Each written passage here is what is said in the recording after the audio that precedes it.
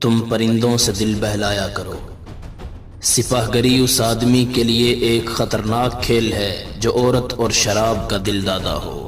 یہ الفاظ اپریل 1175 عیسوی میں سلطان صلاح الدین ایوبی نے اپنے چچا زاد بھائی خلیفہ الصالح کے ایک امیر سیف الدین کو لکھے تھے۔ ان دونوں نے صلیبیوں کو در پردہ مدد اور زر و جواہرات کا لالچ دیا اور صلاح الدین ایوبی کو شکست دینے کی سازش کی تھی۔ صلیبی تو یہی چاہتے تھے۔ انہوں نے حملہ کیا، الصالح اور سیف الدین نے ان کی مدد کی۔ سلطان صلاح الدین ایوبی نے اللہ کی مدد اور نصرت سے ان سب کو شکست دی۔ امیر سیف الدین اپنا مال اور متاع چھوڑ کر بھاگ نکلا، البتہ اس کی ذاتی خیمہ گاہ سے رنگ برنگ پرندے، حسین اور جوان رقاصائیں، گانے والیاں، ساز اور سازندے اور شراب کے مٹکے برآمد ہوئے۔ صلاح الدین ایوبی نے پرندوں کو، ناچنے گانے والیوں کو اور ان کے سازندوں کو رہا کر دیا اور امیر سیف الدین کو ایک مضمون لکھا: تم دونوں نے کفار کی پشت پناہی کر کے ان کے ہاتھوں میرا نام نشان مٹانے کی ناپاک کوشش کی، مگر یہ نہ سوچا کہ تمہاری یہ سازش عالم اسلام کا بھی نام و نشان مٹا سکتی ہے۔ تم اگر مجھ سے حسد کرتے تھے تو مجھے قتل کرا دیا ہوتا۔ تم مجھ پر 2 قاتلانہ حملے کرا چکے ہو،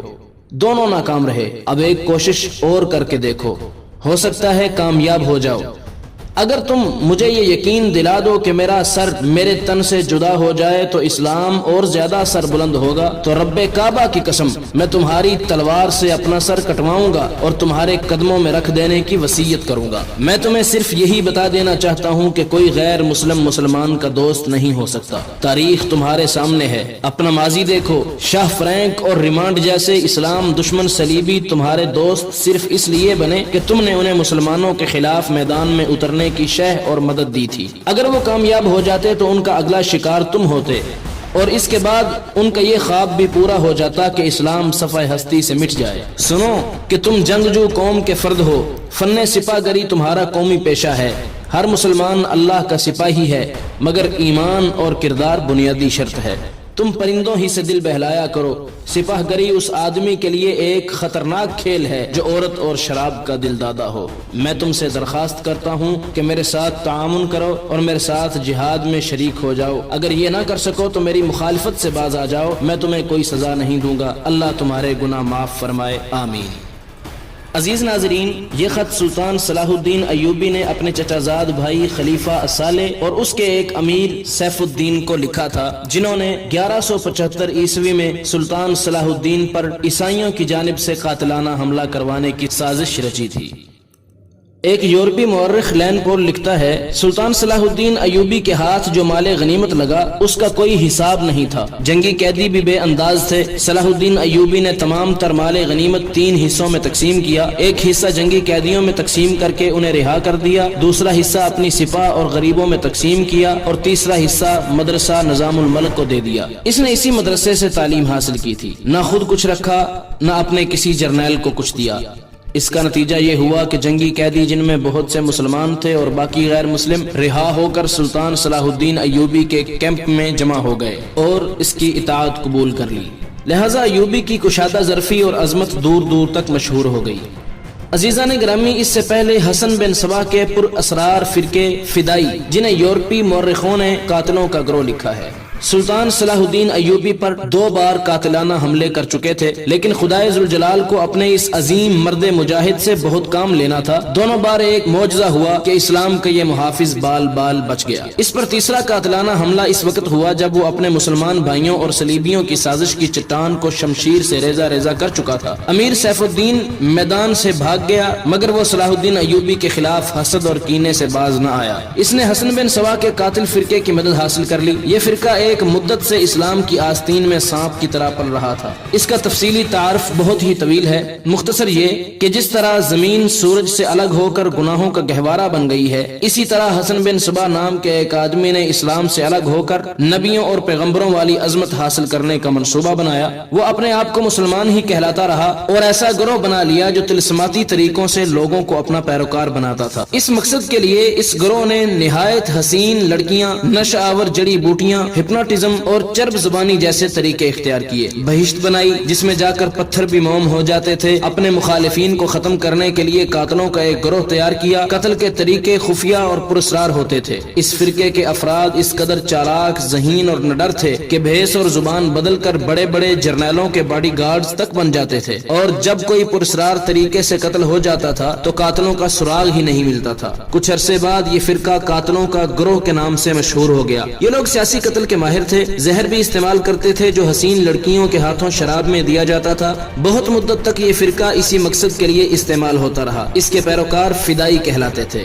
صلاح الدین ایوبی کو نہ حسین لڑکیوں سے دھوکہ دیا جا سکتا تھا نہ شراب سے، وہ ان دونوں سے نفرت کرتا تھا۔ اسے قتل کرنے کا یہی ایک طریقہ تھا کہ اس پر قاتلانہ حملہ کیا جائے۔ اس کے محافظوں کی موجودگی میں اس پر حملہ نہیں کیا جا سکتا تھا، 2 حملے ناکام ہو چکے تھے۔ اب جبکہ سلطان صلاح الدین ایوبی کو یہ توقع تھی کہ اس کا چچا زاد بھائی الصالح اور امیر سیف الدین شکست کھا کر توبہ کر چکے ہوں گے، انہوں نے انتقام کی ایک اور زیر زمین کوشش شروع کر دی۔ سلطان صلاح الدین ایوبی نے اس فتح کا جشن منانے کی بجائے حملے جاری رکھے اور 3 قصبوں کو قبضے میں لے لیا۔ ان میں غازہ کا مشہور قصبہ بھی شامل تھا۔ اسی قصبے کے گرد و نواح میں ایک روز سلطان صلاح الدین ایوبی امیر جاول اسدی کے خیمے میں دوپہر کے وقت غنودگی کے عالم میں سستا رہا تھا۔ اس نے اپنی وہ پگڑی نہیں اتاری تھی جو میدان جنگ میں اس کے سر کو صحرا کے سورج اور دشمن کی تلواروں سے محفوظ رکھتی تھی۔ خیمے کے باہر اس کے محافظوں کا دستہ موجود اور چوکس تھا۔ باڈی گارڈز کے اس دستے کا کمانڈر ذرا سی دیر کے لیے وہاں سے چلا گیا۔ ایک محافظ نے سلطان صلاح الدین ایوبی کے خیمے کے گرے ہوئے پردوں میں سے جھانکا۔ اسلام کی عظمت کے پاسبان کی آنکھیں بند تھیں، وہ پیٹھ کے بل لیٹا ہوا تھا۔ اس محافظ نے باڈی گارڈز کی طرف دیکھا، ان میں سے 3-4 باڈی گارڈز نے اس کی طرف دیکھا۔ محافظ نے اپنی آنکھیں بند کر کے کھول لی۔ 3-4 محافظ اٹھے اور دوسروں کو باتوں میں لگا لیا۔ محافظ خیمے میں چلا گیا، کمر بند سے خنجر نکالا،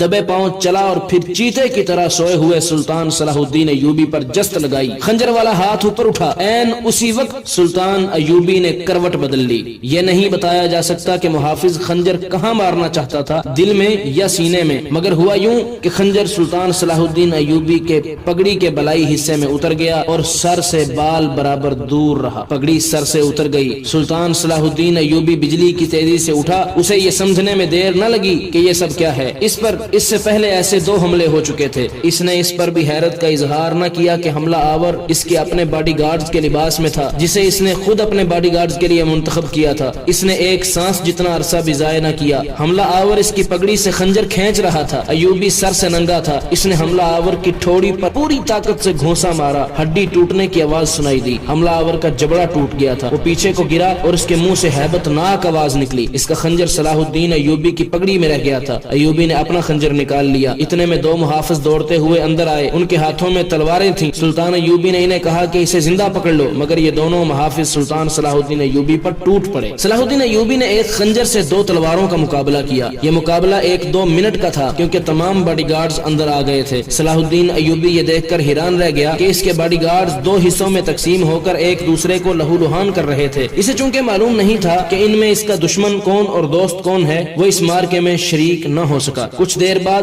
جب باڈی گارڈز میں سے چند ایک مارے گئے، کچھ بھاگ گئے اور بعض زخمی ہو کر بے حال ہو گئے، تو انکشاف ہوا کہ اس دستے میں جو سلطان صلاح الدین ایوبی کی حفاظت پر مامور تھا، 7 محافظ فدائی تھے جو سلطان صلاح الدین ایوبی کو قتل کرنا چاہتے تھے۔ انہوں نے اس کام کے لیے صرف ایک فدائی خیمے میں بھیجا تھا۔ اندر صورتحال بدل گئی، چنانچہ اب باقی بھی اندر چلے گئے۔ اصل محافظ بھی اندر گئے، وہ صورتحال سمجھ گئے اور سلطان صلاح الدین ایوبی بچ گیا۔ اس نے اپنے پہلے حملہ آور کی شارگ پر تلوار کی نوک رکھ کر پوچھا کہ وہ کون ہے اور اسے کس نے بھیجا۔ سچ بولنے کے بدلے سلطان صلاح الدین ایوبی نے اسے جان بخشی کا وعدہ دیا۔ اس نے بتایا کہ وہ فدائی ہے اور اسے کیمشتکن، جسے بعض مورخوں نے گمشتگین لکھا ہے، اس نے اس کام کے لیے بھیجا تھا۔ کیمشتکن الصالح کے ایک قلعے کا گورنر تھا۔